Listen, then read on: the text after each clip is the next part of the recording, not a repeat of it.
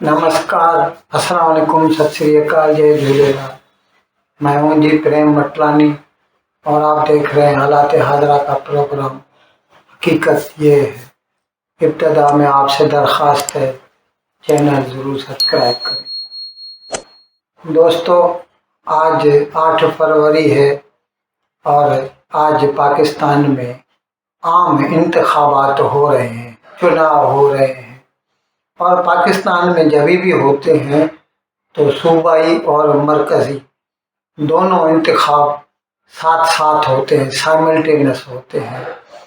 तो आज पाकिस्तान की मरकज़ी इलेक्शन भी हो रही है और चारों सूबों में भी। लेकिन जैसे हालात दिखाई दे रहे हैं जो कि पिछले चंद माह से अनफोल्ड हो रहे हैं हमारी आंखों के आगे, ये इंतखाबात बहुत खूनख्वार साबित हो रहे हैं।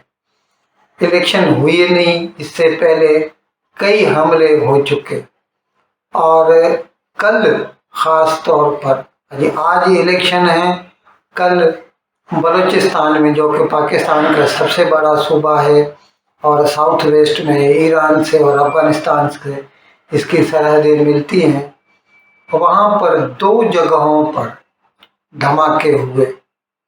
एक जगह थी, एक खानोज़ई तहसील है पिशीन में, ये अफ़गानिस्तान से सरहद मिलती है इनकी और पठानों का इलाका है। जो बलूचिस्तान का जो नॉर्थ है वहाँ पर ज़्यादा पठान रहते हैं और बाकी हिस्से में बलोच रहते हैं ज़्यादा।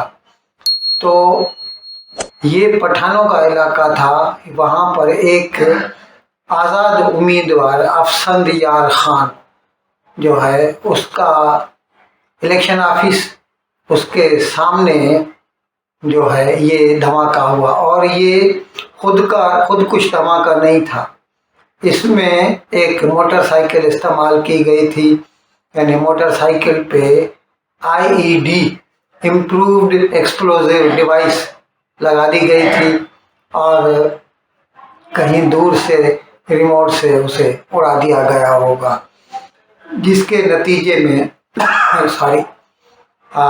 तकरीबन पहले कहा गया था कि 18 लोग हलाक हुए हैं और 30 के करीब जख्मी हुए हैं। इस धमाके में पहले 14 हुए थे, 4 बाद में। फिर जो दूसरा धमाका हुआ, इसमें 30 के करीब जख्मी हैं और इसकी वजह से मरे हुए लोगों की तादाद में इजाफा होने का अंदेशा है। दूसरा जो है वो डेरा इस्माइल खान में मौलाना फजलुर रहमान, यानी जमीयत उलमा इस्लाम फजलुर रहमान, उसका एक जो है नुमाइंदा है, उसके इलेक्शन ऑफिस और इलाके का नाम कहा जाता है किला सैफुल्ला, उसकी इलेक्शन ऑफिस के सामने भी इसी तरह ही एक धमाका हुआ। मोटरसाइकिल खड़ी की गई थी जिसे बाद में उड़ा दिया गया। इस तरह 18 लोगों का जो इतला हुआ है कि वो पहले धमाके में यानी पिशीन में, और 12 जो है किला सैफुल्ला में फौत हो चुके हैं और अब भी कई बहुत सख्त जख्मी हैं।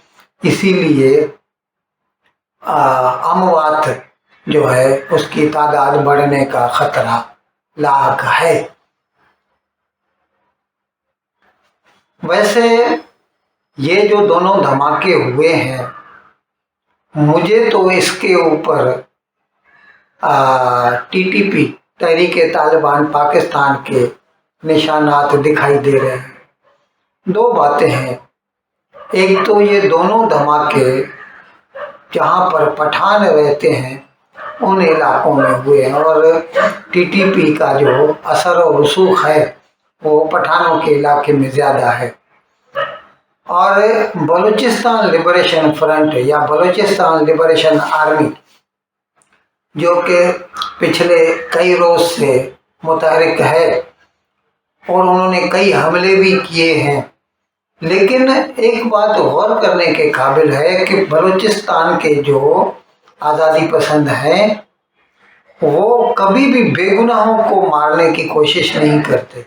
وہ ہمیشہ جو سرکاری انسٹالیشنز ہیں، پاکستان آرمی کی ہوں، پیراملٹری فورسز کی ہوں یا پاکستان کے پولیس کی ہوں، ان کے اوپر حملے کرتے ہیں.